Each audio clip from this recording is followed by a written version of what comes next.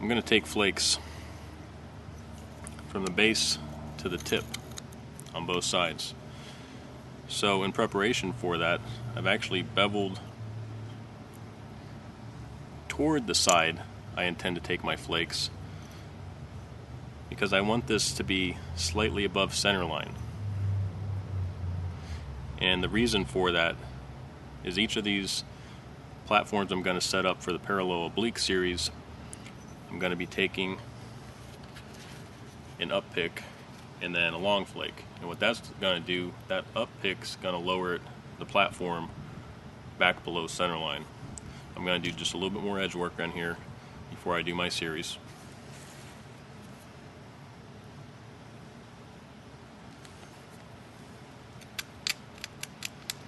Here I'm beveling toward the side I'm going to take my flakes. Going against all the rules.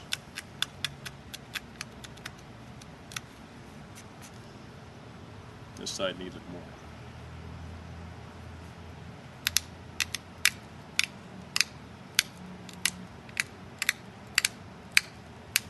This edge has to be thick because we're not taking flakes off the edge, we're taking flakes off behind the edge. And what it's going to do is it's going to create a good bulb of pressure. And that's one of the ways that we're going to get away with this without abrading. When you abrade, you're taking flakes off right on the edge.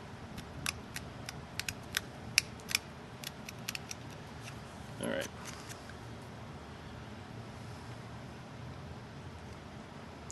And now we're ready.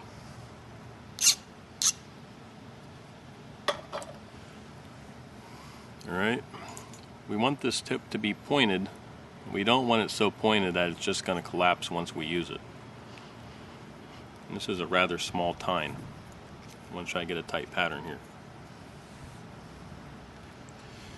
So this is going to begin by taking an up pick flake off the corner, and then we're going to take parallel flake going back the other way.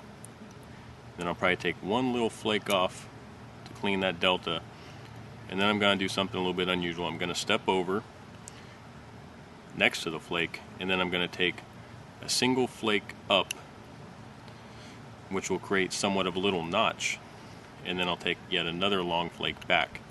I'll show you that right now.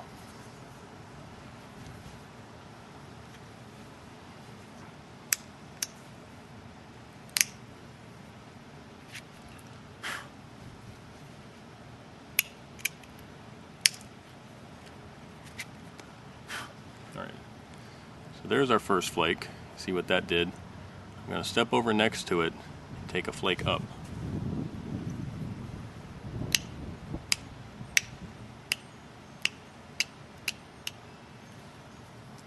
That's not a very good one. Gives you an idea. And then I'm going to take one off next to that first flake.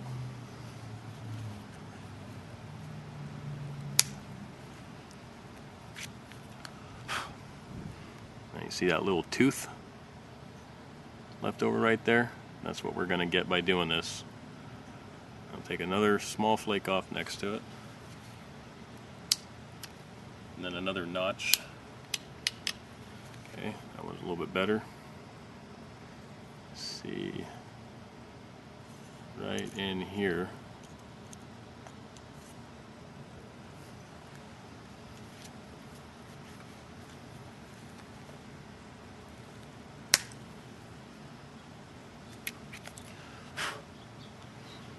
Alright, and what I'm going to have to do now, if I want to get a real tight pattern, I'm going to have to take these little flakes off as close as I can. You can see the two that came off. It came off pretty good, but I want to get them a little bit closer than that so I get them to tear out of the flake next to it.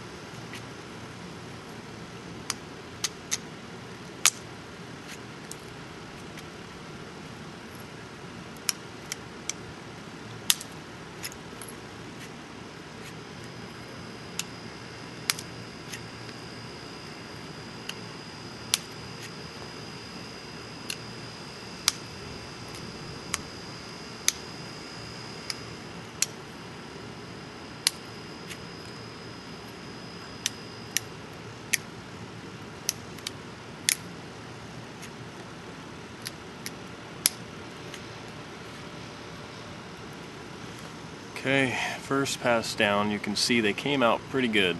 Most of those are real close. It's really dependent on how thick the preform is. The thicker the preform, the wider the flakes. The thinner the preform, I find I get more narrow flakes. And there's somewhat of a hollow ground edge on there from these kind of platforms. So what we're going to do the same thing on the other side now.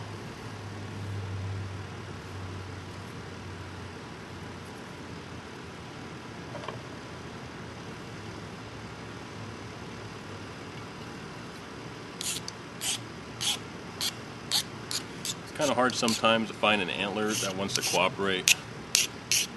I know, talking to Marty Reuter on the internet, he mentioned something about how you can tell right off whether one of these is going to be good or not.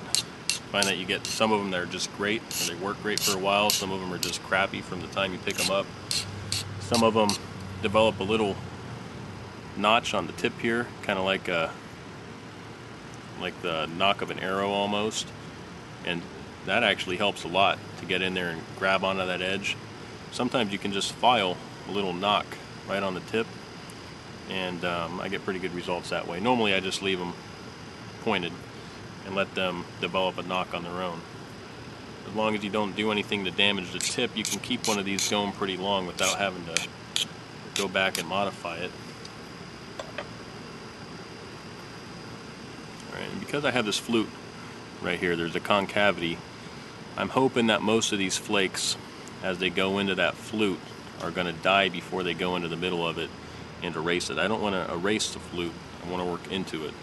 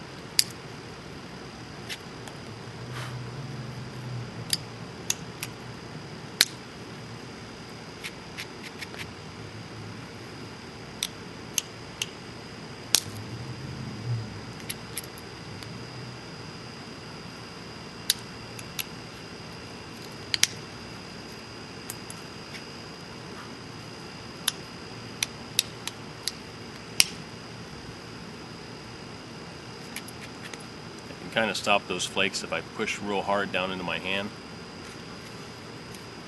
Stop them from going into that flute. It's a little bit risky, but see what they're doing here. They're crawling over into that flute. That's okay. That's how they were done on a lot of the originals.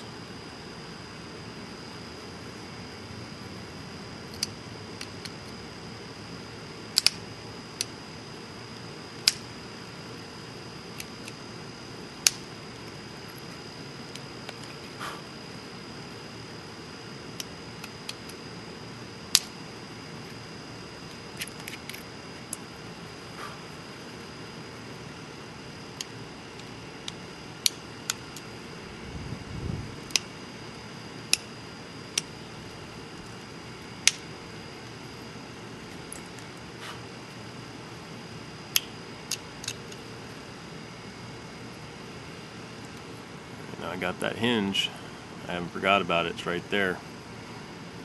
And I get one shot off this platform. I can either get it all or get some of it or come up short. We'll see what happens.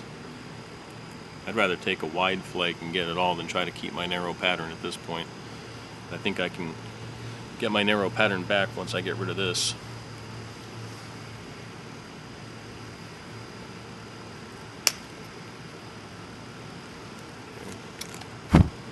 Right over the top and eliminated half of it. I can get the other half on the next flake.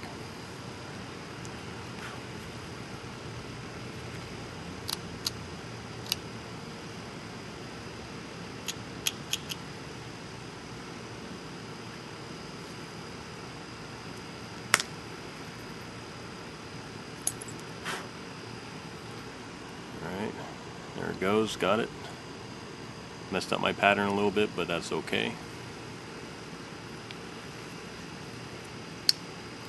Put a flake in right next to it and see if I can tighten it up a little bit.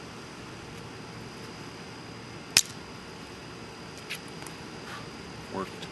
Almost worked.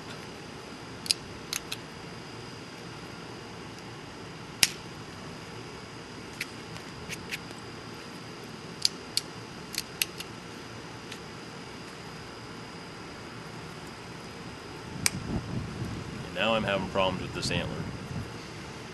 A little dry spot in here or something.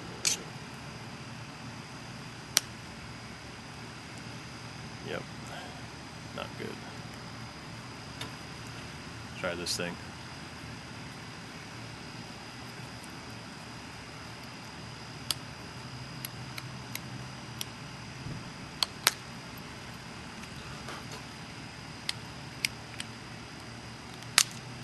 There we go. That's how it's supposed to work.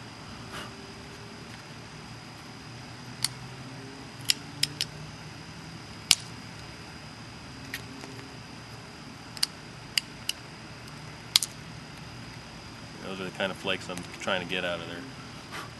Bad antler can really ruin your day.